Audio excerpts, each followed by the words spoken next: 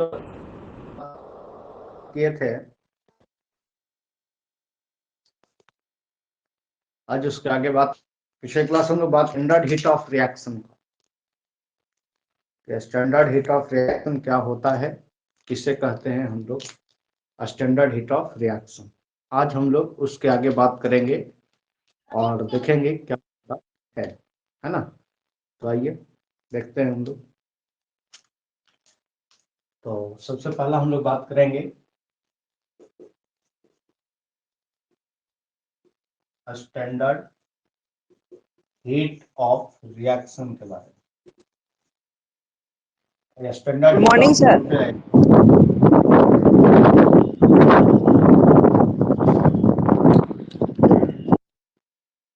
Neutralisation, standard heat of neutralization. देखिए standard heat of neutralization क्या होता है, इसके बारे में हम लोग बात करते हैं। जैसे हम लिख सकते हैं इसको delta H neutralization dot, standard heat of neutralization को हम लोग लिखते हैं डेल्टा एच नॉट, है ना। तो देखिएगा क्या कहता है। सबसे पहले कहता है इंथैल्पी चेंज, इंथैल्पी चेंज और हीट चेंज, एंथैल्पी चेंज और हीट लॉस भी आप लिख सकते हैं। Heat loss when 1 gram equivalent means 1000 milli equivalent of acid and base, acid and base is complete neutralized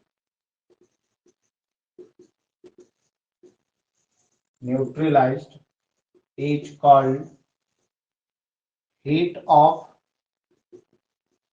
a standard heat of neutralization, is called a standard heat of neutralization।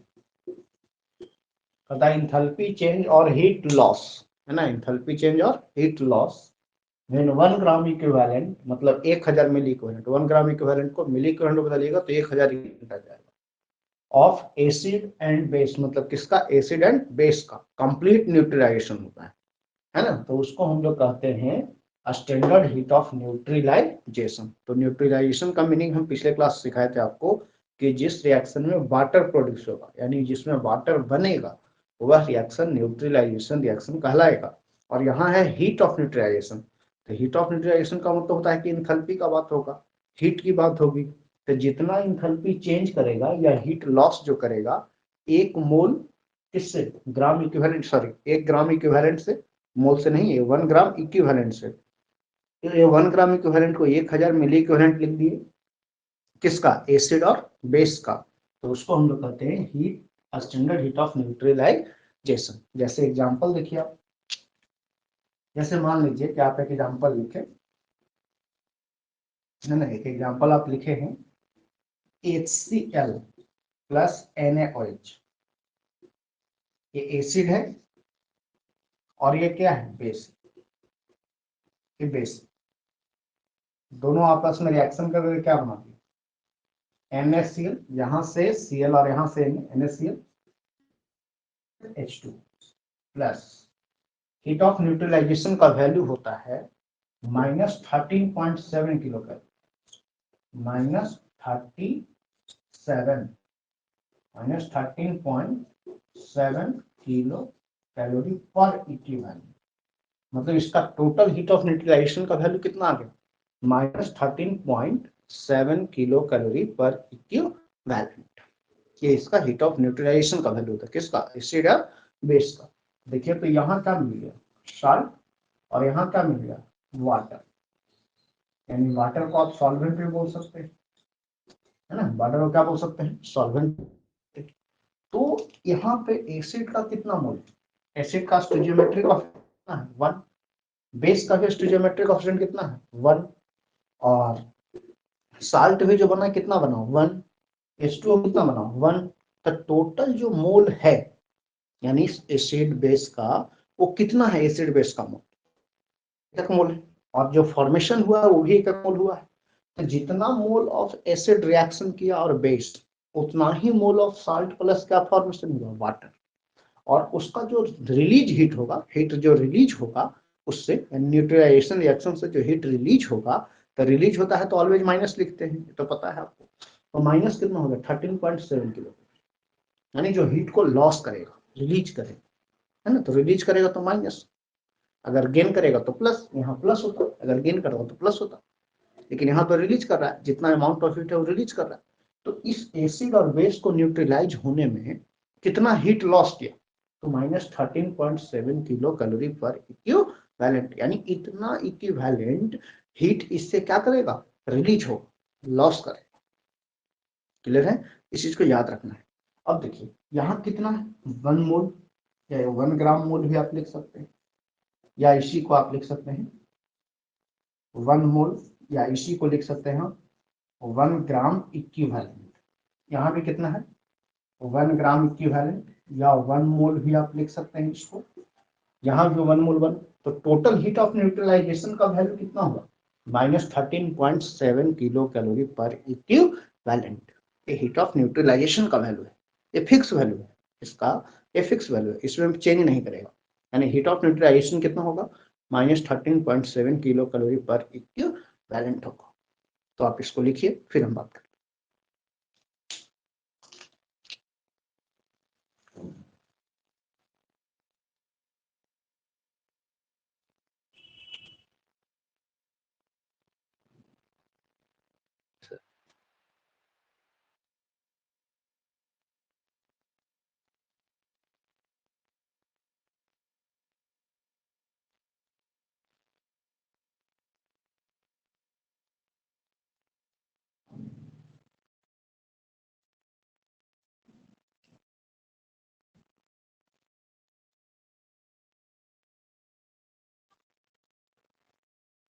चलिए हो गया सबका।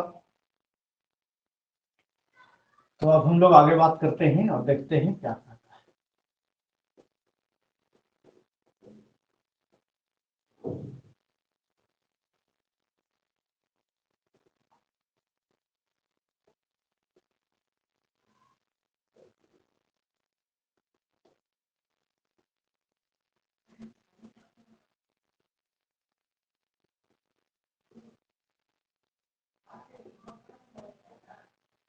देखिएगा अब इसके बाद जो कहता है उसके आगे हम लोग बात करेंगे और समझेंगे क्या कहता है। जो देखिए सबसे पहला अगर हम लोग लिखते हैं case 1,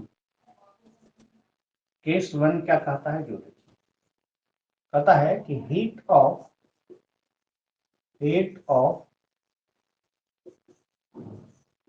neutralisation of a strong acid and a strong base, heat of neutralization of a strong acid and a strong base। Clear है, तो देखते हैं क्या कहता है। सबसे पहला मान लीजिए कि आपने एक रिएक्शन लिखा, जैसे HCl है प्लस NaOH, ये दोनों रिएक्शन करके क्या बनेगा, सॉल्ट NaCl प्लस H2। अब ये जो एक रिएक्शन मिला, एक रिएक्शन से कितना हीट ऑफ न्यूट्रलाइजेशन लॉस करेगा, मतलब इसको वाटर बनने में कितना हीट रिलीज करेगा, है ना, कितना हीट रिलीज करेगा, मतलब निकलेगा इससे। तो इससे निकलेगा हीट कितना -13.7 kilo calorie per equivalent, fix है। ऐसा क्यों हुआ, क्योंकि एसिड का यहाँ कितना मोल है 1 मोल है, यहाँ भी कितना मोल है 1 मोल है ना। इसी को आप ग्राम इक्विवेलेंट में भी लिख सकते हैं 1 ग्राम इक्विवेलेंट, इसका भी 1 ग्राम इक्विवेलेंट, इसका, है ना। तो 1 ग्राम इक्विवेलेंट ऑफ एसिड और बेस जब कंप्लीट न्यूट्रलाइज होगा तो वो कहलाएगा किसका, हीट ऑफ न्यूट्रलाइजेशन। तो कितना है हीट ऑफ न्यूट्रलाइजेशन इसका -13.7 किलो कैलोरी पर इक्विवेलेंट। और ये किसका है जो याद रखना है, स्ट्रॉन्ग एसिड है स्ट्रॉन्ग बेस का।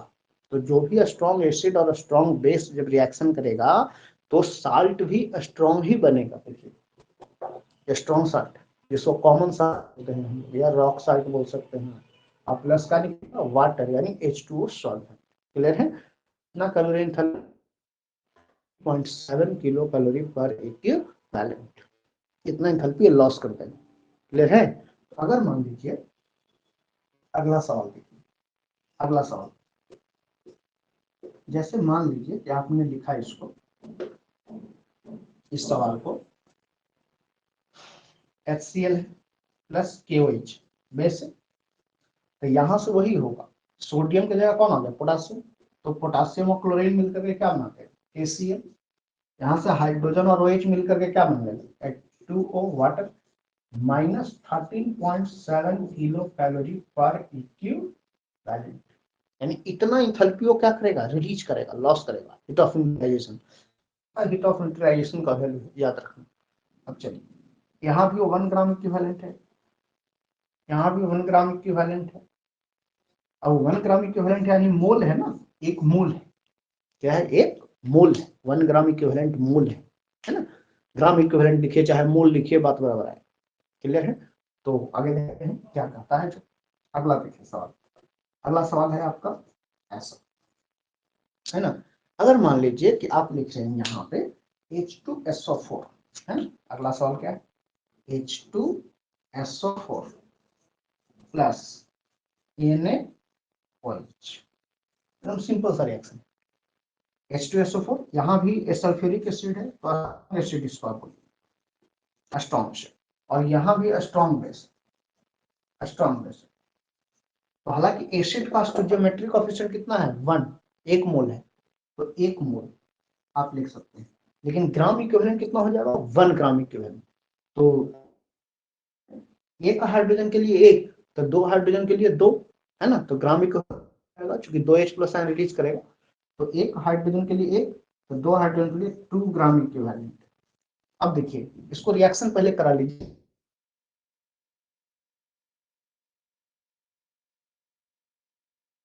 तब सोडियम सल्फेट मिलकर के सोडियम सल्फेट बना ले, और यहाँ से हाइड्रोजन और यहाँ से OH मिलकर के H2O बना ले प्लस।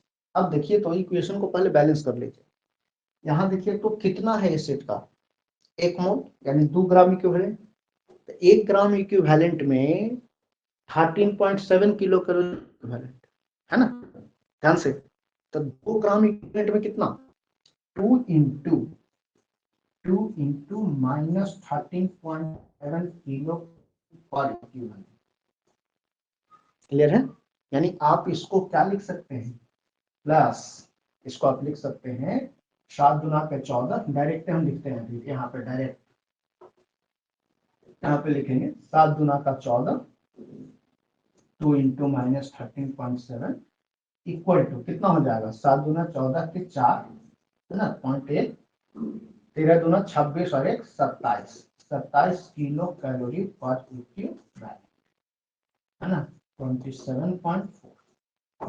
तो वो कितना के लिए हो जाएगा 2 के लिए हो जाएगा, 2 मोल के लिए हो गया। इक्वेशन को बैलेंस करेंगे, यहाँ सोडियम यहाँ कितना है 2, यहाँ 1, तो 2 से। अब देखिए सोडियम कितना मोल हो गया 2 मोल, और 2 ग्राम इक्विवेलेंट भी हो गया, तो 2 ग्राम इक्विवेलेंट एसिड और 2 ही ग्राम इक्विवेलेंट बेस, तो 1 ग्राम इक्विवेलेंट में आपका 13.7, तो 2 ग्राम इक्विवेलेंट में उससे दुगुना हो जाएगा, गुना कर देंगे, उससे गुना कर दिया, देखिए तो 27.7 किलो कैलोरी पर इक्विवेलेंट आ गया, उसका उतना वैल्यू हो गया 2 मोल के लिए। अगर 3 मोल में रहेगा तो 3 से गुना, 4 मोल में रहेगा 4 से गुना, है ना? तो ये ध्यान रखना है। इक्वेशन को बैलेंस कीजिए, हाइड्रोजन यहाँ 4, यहाँ 2 था, 2 से मल्टीप्लाई, बाकी सब बैलेंस। तो आप इसको जल्दी लिखें फिर बात करते हैं। तो ये सिर्फ किस में होगा स्ट्रॉन्ग एसिड और स्ट्रॉन्ग बेस में, वीक के लिए नहीं होगा, याद रखना। ये सभी स्ट्रॉन्ग एसिड और स्ट्रॉन्ग बेस है।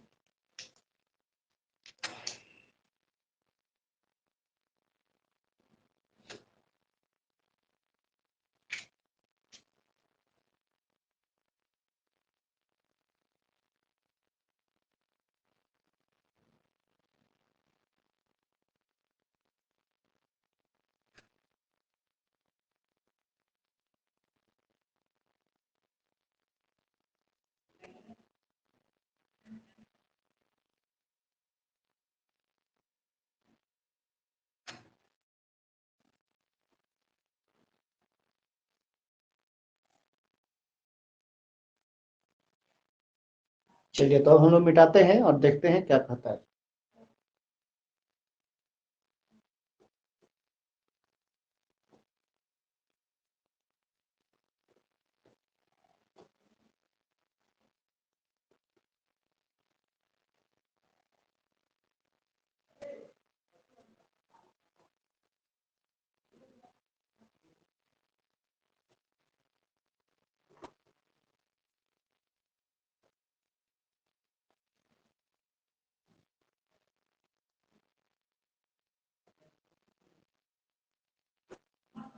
चलिए देखते हैं हम लोग क्या कहता है जो इसके आगे हम लोग लिखते हैं कि जो हमारा स्ट्रॉन्ग एसिड है और स्ट्रॉन्ग बेस है, तो उसका हीट ऑफ न्यूट्रलाइजेशन का वैल्यू कितना हो गया, -13.7 किलो कैलोरी पर इक्विवेलेंट, एक मोल का, 1 ग्राम इक्विवेलेंट का, है ना। अगर 2 रहेगा तो गुना कर देंगे, 3 रहेगा तो गुना कर देंगे, 4 रहेगा तो गुना कर देंगे, 5 रहेगा तो गुना कर देंगे, 13.7 किलो कैलोरी पर इक्विवेलेंट से।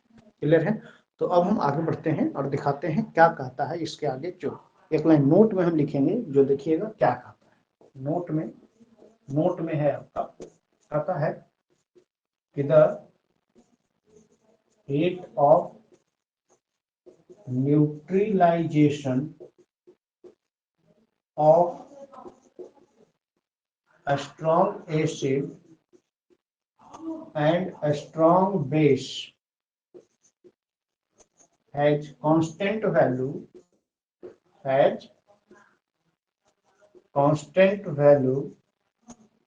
is equal to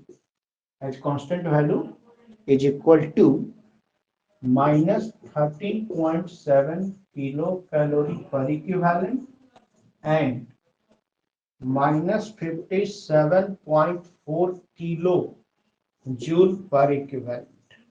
देखिए दोनों में अलग अलग होता है, याद रखना इस चीज को। Heat of neutralization of a strong acid and a strong base, मतलब स्ट्रॉन्ग एसिड और स्ट्रॉन्ग बेस का हीट ऑफ न्यूट्रलाइजेशन का जो वैल्यू होगा वो कांस्टेंट वैल्यू है। कौन कितना कांस्टेंट वैल्यू है इसका, -13.7 किलो कैलोरी पर इक्विवेलेंट, वो पर इक्विवेलेंट में है। और ये जो वैल्यू है -57.4 किलो जूल पर इक्विवेलेंट, ये पर इक्विवेलेंट में है, और एक किलो जूल पर इक्विवेलेंट में, और वो किलो कैलोरी पर इक्विवेलेंट में।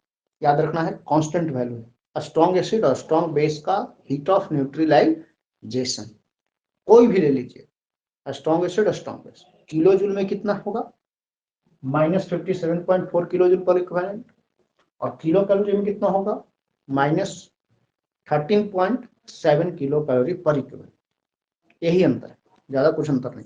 बस इस वैल्यू को याद रखना है, समझना है बारीकी से, और कोई दिक्कत नहीं है इसमें। तो आगे बढ़ते हैं हम लोग, देखते हैं क्या कहता है आगे है आपका सवाल। आगे लिखते हैं क्या कहता है इसके आगे। जैसे मान लीजिए एक बच्चा सवाल लिखा, और वो सवाल ऐसा है, जैसे आपने लिखा HCl प्लस NaOH, ठीक है। ए बन गया क्या, NaCl plus H2O minus 13.7 kilo calorie per equivalent, ये तो मिल गया। क्लियर है। अब इसका वो बच्चा इंडिविजुअल लिखना चाहता है, क्या लिखना चाहता है, इंडिविजुअल, है ना, इंडिविजुअल वैल्यू लिखना चाहता है ऐसे, heat of neutralization of HCl equal to -13.7 kilo calorie per equivalent हो जाएगा। क्लियर है, ऐसे लिखना चाहता है, हो जाएगा। फिर इसी तरीके से हीट ऑफ न्यूट्रलाइजेशन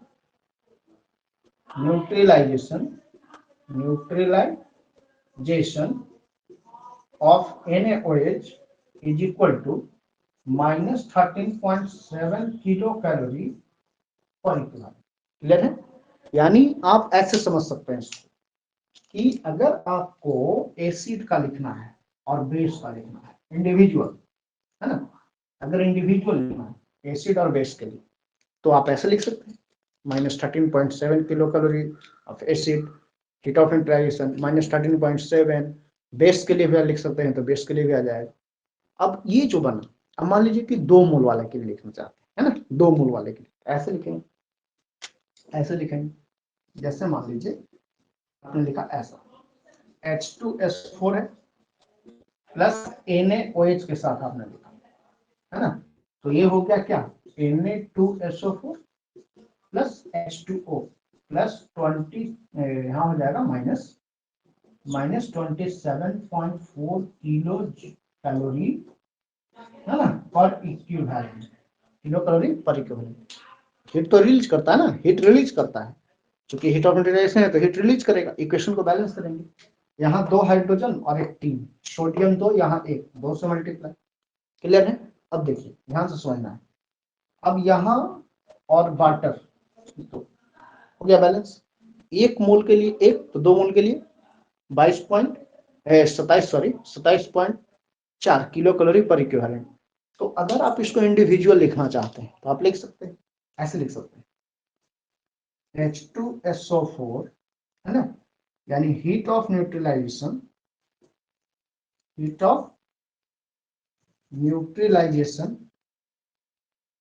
है ना, of H2SO4 equal to -27.4 kilo calorie per equivalent, है ना, फॉर 2 ग्राम इक्विवेलेंट। क्लियर है, बगल में लिख दे रहे हैं 2 ग्राम इक्विवेलेंट, याद रहेगा। अगर आप इसको लिखना चाहते हैं तो -13.7 किलो कैलोरी पर इक्विवेलेंट कितना में हो जाएगा, और 1 ग्राम इक्विवेलेंट, 1 ग्राम इक्विवेलेंट के लिए बस क्या करेंगे, 2 से भागा कर देंगे, आ जाएगा। क्लियर है, सेम एज बेस के लिए भी वही हो जाएगा। बेस के लिए भी आप लिखना चाहते हैं heat of neutralization of NaOH, तो कितना है NaOH, 2 ना, तो -27.4 किलो कैलोरी पर इक्विवेलेंट, और ये कितना मोल के लिए हो जाएगा, फॉर 2 मोल या 2 gram equivalent, 2 gram equivalent.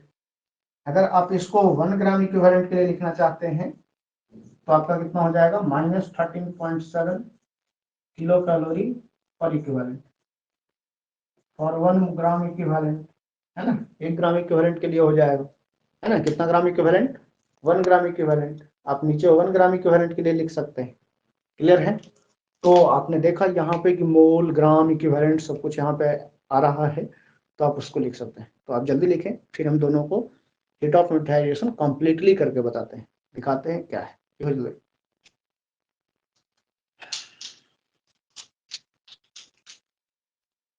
Sir -57.4 कहाँ यूज होगा, आगे क्वेश्चन में देगा, क्वेश्चन में आगे।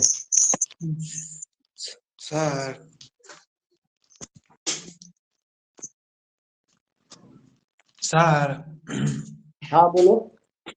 क्या बुक में दिया हुआ 57.1 सर। कौन बुक में देख लिया तुम? मॉडर्न एबीसीडी ऑफ केमिस्ट्री सामने है तो अच्छा, देख। हाँ होता है, कोई कोई वाला बुक देता है, एनसीईआरटी में भी देखना और ओपी टंडन में भी देखना। 17 क्या दिया हुआ है, 57.1 सर, -57.1। हाँ हाँ, तो होता है 2-4 को पॉइंट आप में इधर उधर वाला रहता है, लेकिन 57.4 होता है ना। ओपी टेंडर में देखिएगा चाहे अदर बुक में देखिएगा तो वही मिलेगा।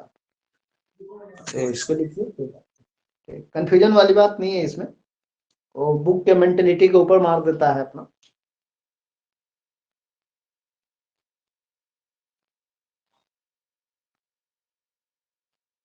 चलिए हो गया सबका।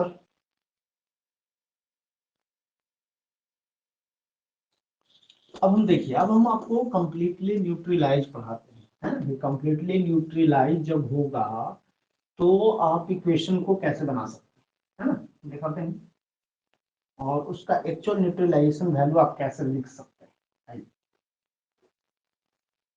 अभी हम लिखे हैं दोनों का, कि अगर 2 मोल होगा तो दुगना हो जाएगा, 1 मोल होगा तो उसका जो वास्तविक है 13.7 वही रह जाएगा, है ना। तो अब हम दिखाने जा रहे हैं इक्वेशन को इलेक्ट्रोलाइट्स करके, है ना, मतलब जो इक्वेशन है उसको इलेक्ट्रोलाइट्स करेंगे, तोड़ेंगे, है ना, डिफरेंस करेंगे, दोनों में अलग अलग करेंगे, दिखाते हैं क्या है। जैसे मान लीजिए कि आपने लिखा ऐसा, है ना, दिख रहा है ना। तो H2SO4 मान लो कि आप एग्जाम्पल लिखा HCl प्लस NaOH, ए मिल गया आपको NaCl plus H2O minus 13.7 kilo calorie per equivalent. अब ये जो एसिड है, बेस है, सबको तोड़ना। पूछोगे सर तोड़ने का मतलब क्या? आयोनाइजेशन, मतलब इसको के फॉर्म में तोड़ दीजिए, आयोनाइज। तो देखिए सॉल्वेंट डालते भी कंपाउंड आयोनाइजेशन होता है ना। उस सब में सॉल्वेंट डाल करके इसको हम तोड़ देंगे, आयंस के फॉर्म में ले आएंगे। तो लिखेंगे ऐसे H plus Cl minus Na plus OH minus Na plus Cl minus H2O। Solvent नहीं टूटेगा, सॉल्वेंट आयंस के फॉर्म में नहीं टूटेगा, याद रखना है। सॉल्वेंट वही रहेगा जो है ना, सिर्फ टूटेगा कौन? एसिड और बेस और साल्ट। सॉल्वेंट नहीं टूटेगा आयंस के फॉर्म में, क्योंकि सॉल्वेंट किसी को तोड़ता है, अपने में नहीं टूटता है ना। इसलिए वो किसी को डालिएगा तो एक्वस नेचर होकर के आयोनाइज हो जाएगा। तो ये सभी एसिड और बेस क्या हो गया? आयोनाइज हो गया। और इसका वैल्यू कितना है? -13.7 किलो कैलोरी पर इक्विवेलेंट। ये है इसका वैल्यू। जैसे हम लोग अभी पढ़े थे, इससे पहले जो पढ़े थे, उसमें हम लोग ये देख रहे थे कि एसिड और बेस का कंप्लीट न्यूट्रलाइजेशन है ना। तो न्यूट्रलाइजेशन वैल्यू उसका कितना है? -13.7। वही चीज यहाँ है ना। तो जो वैल्यू आएगा उसके बारे में हम बात करते हैं, दिखाते हैं क्या है। देखिए क्या है, यहाँ आपका जो कटने वाला है उसको काट, यहाँ Cl खत्म होने वाला है Cl से, यहाँ Na खत्म होने वाला है Na से। हो गया खत्म, है ना। तो अब इसको ऐसे भी लिख सकते हैं H plus plus OH minus. बचा हुआ चीज को लिख लीजिए। यहाँ बचा हुआ कौन है RHS में? H2O और -13.7 किलो कैलोरी पर इक्विवेलेंट। ये आपको मिल गया heat of neutralization of 1 mole of water. कितना मोल न्यूट्रलाइजेशन है? 1 मोल ऑफ न्यूट्रलाइजेशन, है ना। तो 1 मोल न्यूट्रलाइजेशन, ठीक है। तो अब इसी तरीके से हम देखते हैं दूसरा, यानी दूसरे के लिए क्या होता है। जैसे मान लीजिए कि आप फिर सवाल लिखें H2SO4 plus NaOH, Na2SO4 plus H2O minus 27.4 kilo calorie per equivalent. ये वैल्यू दिया हुआ है, ये वैल्यू अगर आपको दिया हुआ है, अब इसको तोड़ना है, सेम उसी तरह है, इक्वेशन को बैलेंस करके, यहाँ 2 से यहाँ भी 2 से, क्लियर है। अब इसको तोड़ दीजिए, तो जो टूटेगा वो कटेगा भी। H प्लस, तो एसिड 2 H प्लस आयन देगा, सल्फेट पर 2 माइनस हो जाएगा, प्लस हो जाएगा, 2OH माइनस हो जाएगा, यहाँ भी 2Na सोडियम आ जाएगा, 1 मोल सल्फेट आयन आ जाएगा, और तो खैर टूटेगा ही नहीं, तो पता है आपको। और -27.4 किलो कैलोरी पर इक्विवेलेंट, ये आपने लिख लिया। अभी जो कटेगा उसको काट देंगे, हम लोग बोले थे ही। तो यहाँ SO4 कटेगा, SO4 के साथ 2 मोल सोडियम, 2 मोल सोडियम, बचेगा कौन आपका? 2 मोल H प्लस आयन बचेगा, और 2 मोल OH माइनस बचेगा, यहाँ 2 मोल वाटर बचेगा। तो 1 मोल वाटर में 13.7, देखिए, तो 2 मोल वाटर में कितना हो जाएगा? 27.4 kilo calorie per equivalent. Same चीज एसिड के लिए भी लिख सकते हैं। ये कितने के लिए हो गया? फॉर 2 मोल, है ना, फॉर 2 मोल ऑफ न्यूट्रलाइजेशन, है ना। कितना mole of neutralization? 2 mole, 2 mole neutralization हो रहा है इसको, ठीक है। तो आप इसको जल्दी लिखें, फिर हम बात करते हैं। जल्दी लिखिए।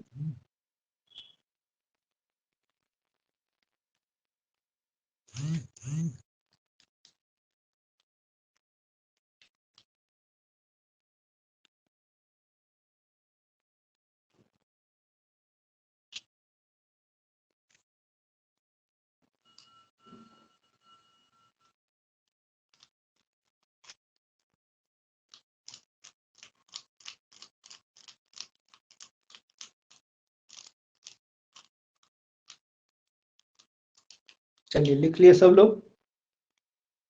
तो अब हम लोग इसके आगे बात करेंगे और समझेंगे क्या कहता है जो।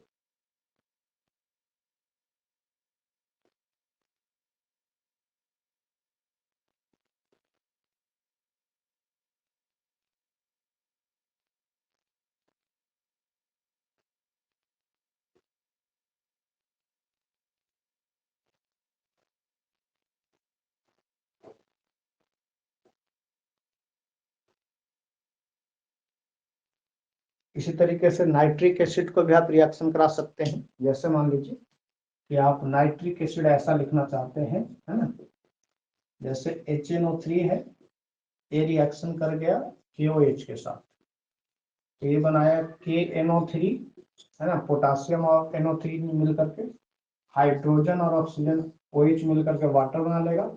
और कितना किलो कैलोरी एंथैल्पी लॉस करेगा? -13.7 किलो कैलोरी पर इक्विवेलेंट, उतना एंथैल्पी रिलीज करते हैं। अब इस इक्वेशन को बैलेंस करेंगे। सबसे पहले क्या करेंगे जो देखिए, तोड़ दीजिए इसको आप। तो H plus NO3 minus K plus OH minus K plus NO3 minus, हमने बोला था H2O नहीं टूटेगा, -13.7 किलो कैलोरी पर इक्विवेलेंट हो जाएगा। अब जो कटेगा उसको काट देंगे, जो बचेगा उसको बचा लेंगे। आइए बच जाएगा यहां से, बचा क्या जो देखिए, H प्लस बचा, यहाँ 1 मोल OH माइनस बचा, 1 मोल वाटर मिला जिसका heat of neutralization 13.7 kilo calorie per equivalent होता है 1 मोल के लिए। क्लियर है? तो ये था हीट ऑफ न्यूट्रलाइजेशन हम लोग स्ट्रॉन्ग एसिड के लिए। तो स्ट्रॉन्ग एसिड के लिए हम लोगों ने खत्म कर दिया। क्लियर है? तो आइए हम इस पे एक फॉर्मूला लिखते हैं। क्या कहता है जो, क्या कहता है जो, कहता है heat loss, heat loss of neutralization equal to -57.4 kilo joule into number of gram equivalent,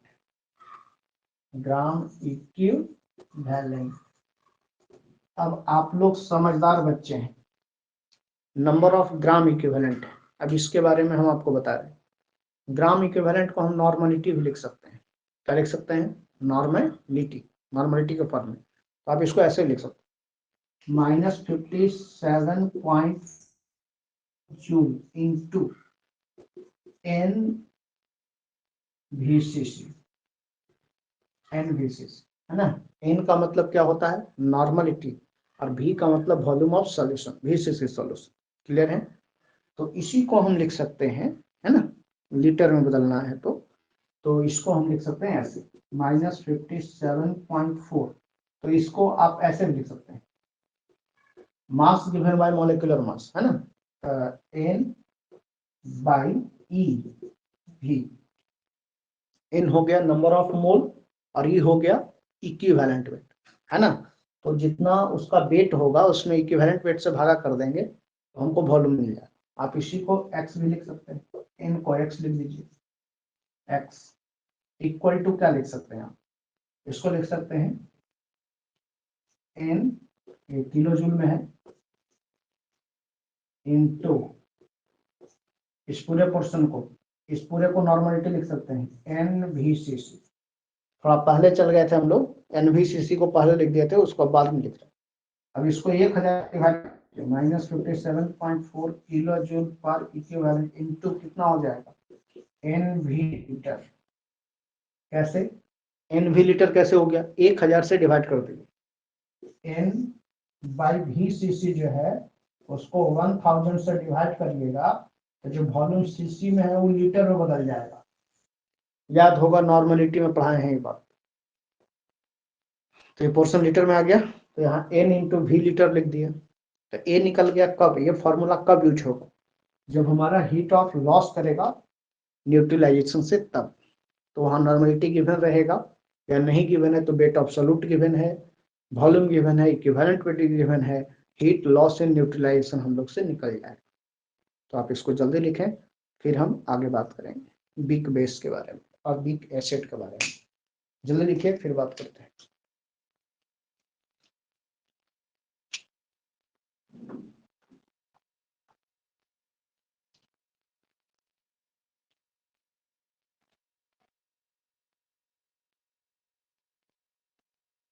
हो गया? समझ में आ रहा है सबको?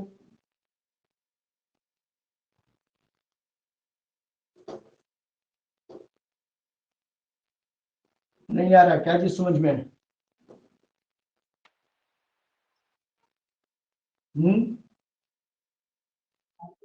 अरे कोई तो बोल आ रहा रहा है, आ रहा है।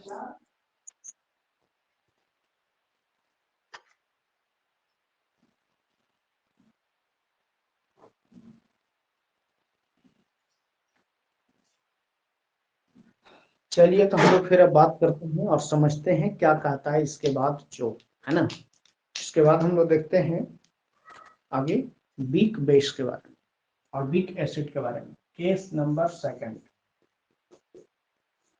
केस नंबर सेकंड क्या कहता है, जो देखिए होता है कि heat of neutralization of weak acid and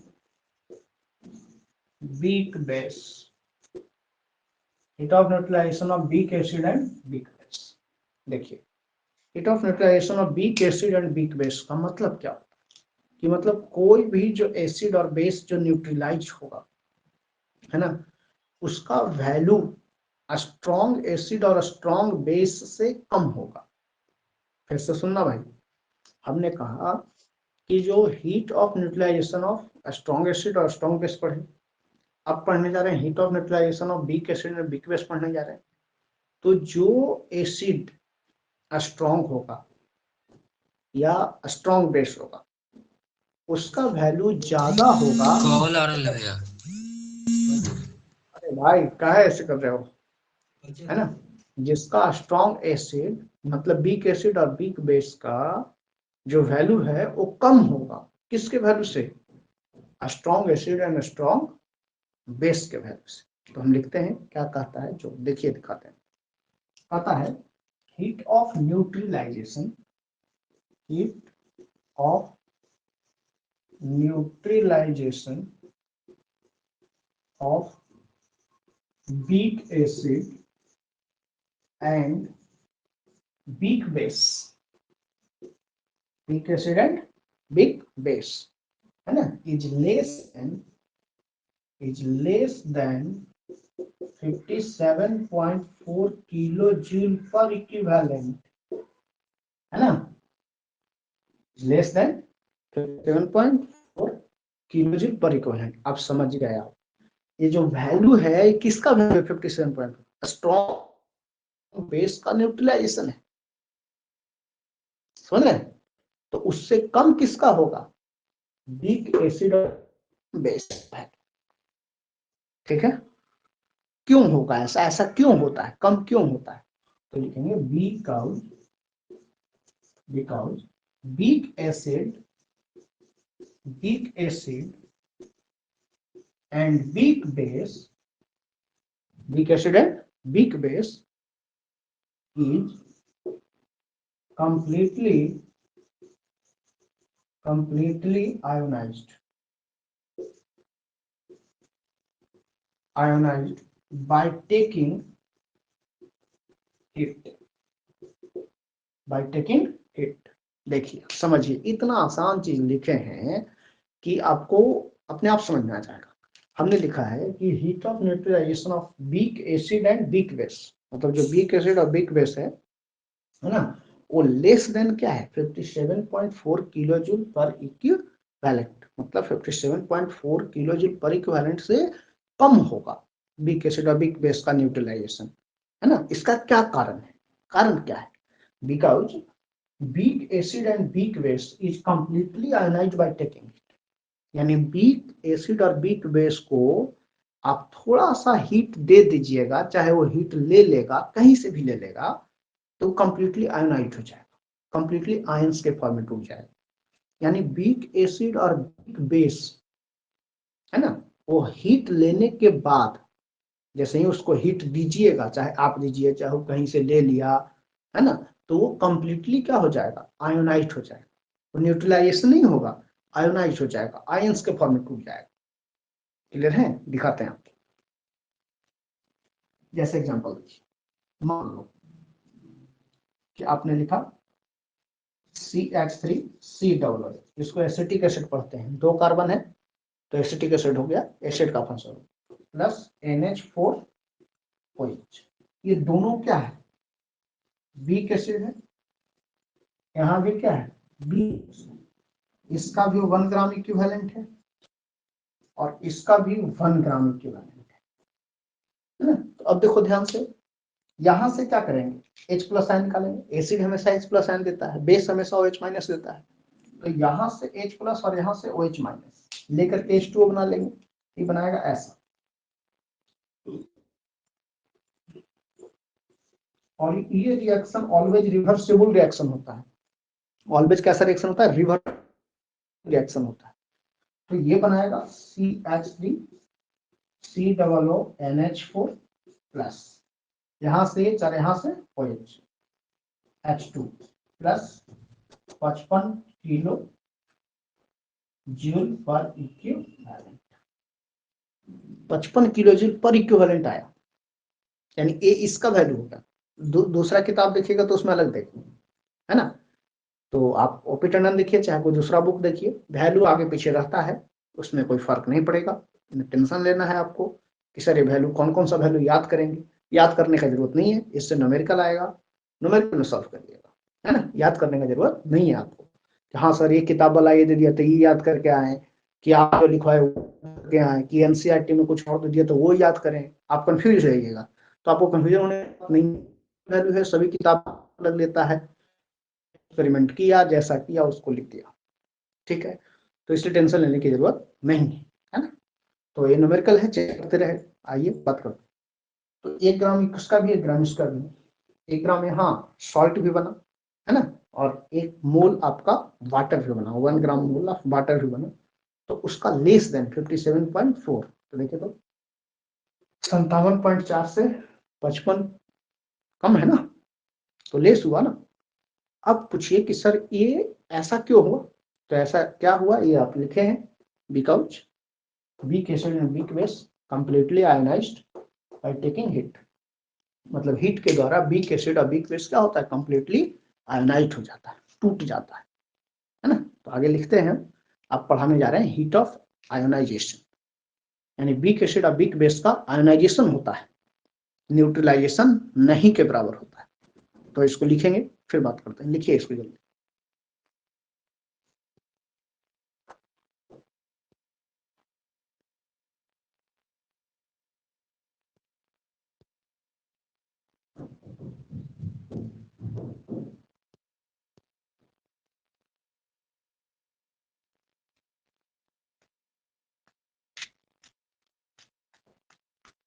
लिख लिए सब लोग? चलिए अब हम लोग इसके आगे हीट ऑफ आयोनाइजेशन पढ़ते हैं, क्या होता है। हीट ऑफ आयोनाइजेशन में हीट क्या करता है, एब्जॉर्ब करता है, हीट लेता है ना। तो हीट जैसे ही लेगा तो कंप्लीटली क्या हो जाएगा, आयोनाइजेशन हो जाएगा, टूट जाएगा।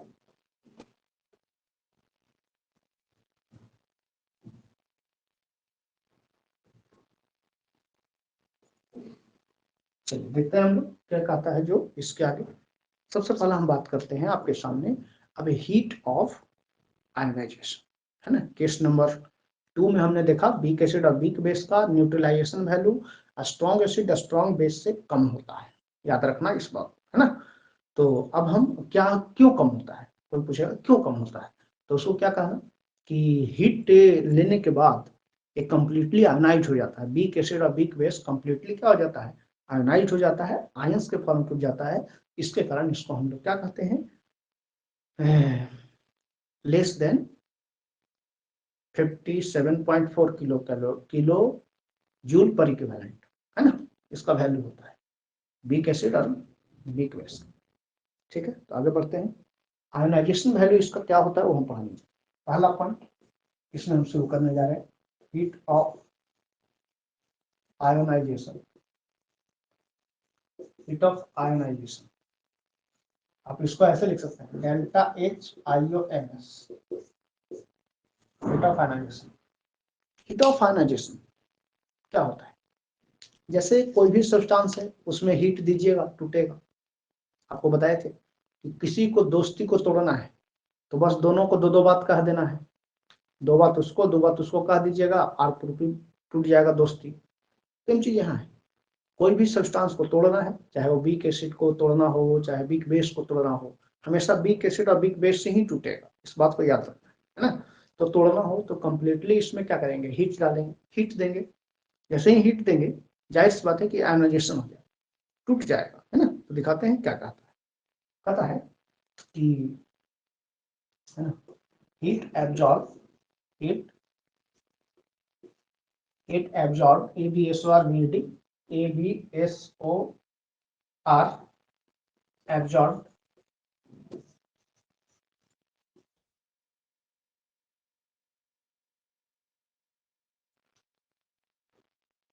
in ionization of weak acid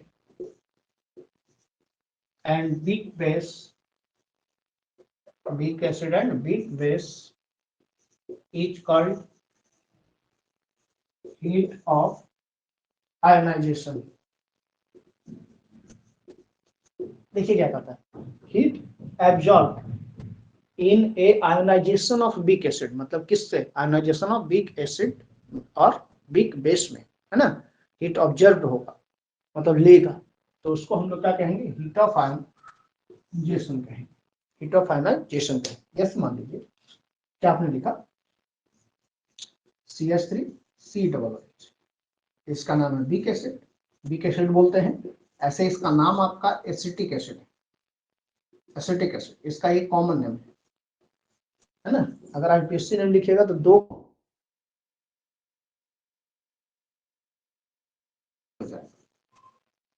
ethanoic acid, ये IPSC नेम लिखिएगा तब ऐसा आएगा, है ना। तो अगर आप इसको हीट देते हैं, ये हीट का सिंबल है याद रखना है, तो ये क्या हो जाएगा, आयोनाइजेशन हो जाएगा, आयोनाइजेशन हो जाएगा। तो आयोनाइजेशन होगा तो क्या करेगा, H+ आयन रिलीज करेगा, H+ आयन देखिए यहाँ इसको रिलीज कर देगा अपने पास, तो ऐसा आएगा CH3COO- प्लस H+। कितना मोल एसिड मिला, 1 मोल ऑफ H+ आयन। मतलब H+ आयन को क्या बोलते हैं, प्रोटॉन बोलते हैं, ये तो पता है, सबको पता है कि जो एसिड है H+ आयन दिया वो क्या कहलाएगा, प्रोटॉन कहलाएगा, 1 मोल एसिड कहलाएगा। मोल H+ आयन देने में जितना हीट एब्जॉर्ब किया आयोनाइजेशन रिएक्शन या ionization of weak acid and weak base, तो उसको हम लोग क्या कहते हैं, हीट ऑफ आयोनाइजेशन। हीट दीजिएगा टूट जाएगा, क्लियर है, इस चीज को याद रखना है। आगे बढ़िए, अगला सवाल देखिए। जैसे मान लीजिए कि आपने लिखा ऐसा NH4OH, ये भी वीक बेस है, आप हीट दीजिएगा आयोनाइजेशन हो जाएगा, तो NH4 ammonium ion plus OH minus hydroxide है, क्लियर है। अब पूछे सर ये कितना हीट ऑब्जर्व करेगा, कोई वैल्यू है इसका, नहीं कोई वैल्यू नहीं, वैल्यू नहीं होता है। आयोनाइजेशन का वैल्यू लोअर पूछेगा चाहे हाइयर पूछेगा, है ना। इससे पूछेगा ऐसे कि वीक एसिड और वीक बेस का आयोनाइजेशन वैल्यू क्या होगा और न्यूट्रलाइजेशन वैल्यू क्या होगा। तो आपने देखा कि वीक एसिड और वीक बेस का न्यूट्रलाइजेशन वैल्यू कम होता है और वीक एसिड और वीक बेस का आयोनाइजेशन वैल्यू ज्यादा होता है। यानी आप किसी भी इंसान को आप ये कहेंगे कि कोई भी वीक एसिड और बेस होगा वैल्यू कम होगा और कोई भी वीक एसिड और वीक बेस होगा जिसका आयनाइजेशन वैल्यू ज्यादा होगा, है ना। आयनाइजेशन ज्यादा, न्यूट्रलाइजेशन कम। तो आप इसको जल्दी लिखें फिर बात करते हैं।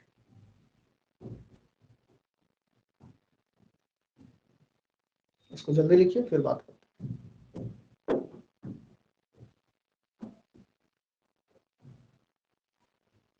मिटा दें। चलो, तो एक चीज हम आपको बताएंगे कि एक चीज और भी हो, यहाँ पे सब लोग पूछता है, आपसे पूछेगा, चाहे वो क्वेश्चन में पूछेगा, स्टेटमेंट के टाइप में पूछेगा कि स्टेटमेंट बताइए सही है या गलत है, ट्रू या फॉल्स, है ना, ऐसे करके पूछेगा कि स्ट्रॉन्ग एसिड और स्ट्रॉन्ग बेस जो होता है, स्ट्रॉन्ग एसिड और स्ट्रॉन्ग बेस होता है, उसका आयोनाइजेशन वैल्यू 0 होता है, याद रखना है ना। तो ये ट्रू है कि फॉल्स है, ये आपसे पूछेगा कि स्ट्रॉन्ग एसिड और स्ट्रॉन्ग बेस का जो हीट ऑफ न्यूट्रलाइजेशन होता है वो ज्यादा होता है लेकिन उसका आयोनाइजेशन वैल्यू 0 होता है, ट्रू या फॉल्स। तो उसको लिखेंगे ट्रू, सही है ना, यानी आयोनाइजेशन वैल्यू उसका क्या है, कम है, यानी 0 के बराबर है, लेकिन न्यूट्रलाइजेशन वैल्यू उसका ज्यादा है, 57.4 किलो जूल पर इक्विवेलेंट, याद रखना है। आगे देखिए, हम लिखेंगे यहाँ पॉइंट, लिखेंगे heat of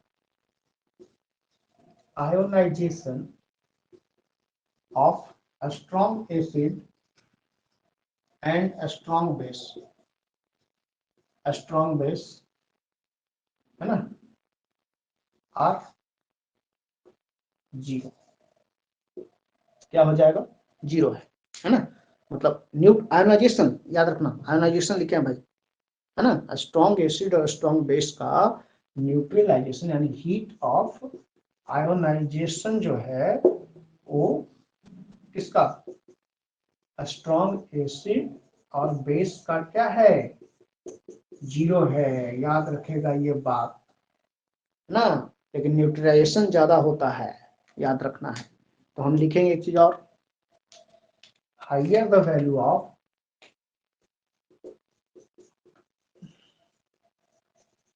higher the value of heat of ionization of the weaker acid, weaker of the acid, देखिए ध्यान से, है ना, एसिड और बेस, देखिए क्या लिखे हैं, कहता है कि higher value of heat of ionization, जाहिर सी बात है, बीकर ऑफ द एसिड और बेस, मतलब वीक एसिड और वीक बेस का, यानी जिसको बीकर बोलते हैं मतलब कमजोर बोलते हैं, उसका आयोनाइजेशन वैल्यू क्या होगा, ज्यादा होगा, हीट ऑफ आयोनाइजेशन वैल्यू ज्यादा होगा। तो आपने लिखा है कि higher the value of heat of ionization weaker of the acid और बेस, मतलब वीक एसिड और वीक बेस का आयोनाइजेशन वैल्यू ज्यादा होगा, क्लियर है, याद रखना है। तो यहाँ फिर लिखेंगे lower the value of heat of neutralization, heat of neutralization of heat of neutralization weaker of the acid or base, ठीक है, यानी वीक एसिड और वीक बेस का न्यूट्रलाइजेशन वैल्यू लोअर होगा, कम होगा। तो यहाँ पे लिखा है lower the value of heat of neutralization weaker of the acid और बेस, मतलब बीकर एसिड और बीकर बेस का हीट ऑफ न्यूट्रलाइजेशन वैल्यू कम होगा, है ना। और आपने देखा ऊपर वाला जो लाल से लिखा हुआ है वो heat of ionization of strong acid और स्ट्रॉन्ग बेस जो है ना, वो क्या होता है, 0 होता है। स्ट्रॉन्ग एसिड और स्ट्रॉन्ग बेस का आयोनाइजेशन बहुत ही कम होता है ना, न के बराबर होता है, इसलिए उसको 0 मान लिया, है ना। तो इस चीज को ध्यान, फिर हम लोग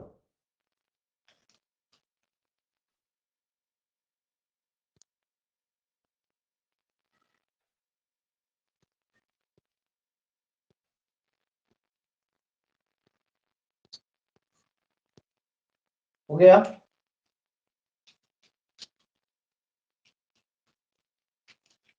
लिख लिए सब लोग, सर चल तो लिख लिए तो फिर हम लोग बात करते हैं, अब अगले क्लास मिलेंगे, है ना। तो सभी लोग अगले क्लास, और आप लोग ऑफलाइन क्लास के लिए भी प्रिपेयर रहिए, सब लोग पटना आने के लिए तैयार रहिए। सरस्वती पूजा बाद ऑफलाइन क्लास चलेगी आप लोगों को, है ना। सरस्वती पूजा बाद ऑफलाइन क्लास खुल जाएगा, इसलिए सभी लोग प्रिपेयर हो जाइएगा कि सरस्वती पूजा बाद हमें क्लास ऑफलाइन करना है। इस चीज को ध्यान रखना है, पटना सब लोग आ जाइएगा। और जो अभी पटना से बाहर हैं वो सबको भी ध्यान में रखना है इस बात को कि ऑफलाइन क्लास हम लोग सरस्वती पूजा बाद करेंगे, है ना, ऑफलाइन ही करेंगे हम लोग, ठीक है। तो फिर हम लोग मिलते हैं नेक्स्ट क्लास कल। नेक्स्ट क्लास मतलब अगले क्लास जब भी होगा आपका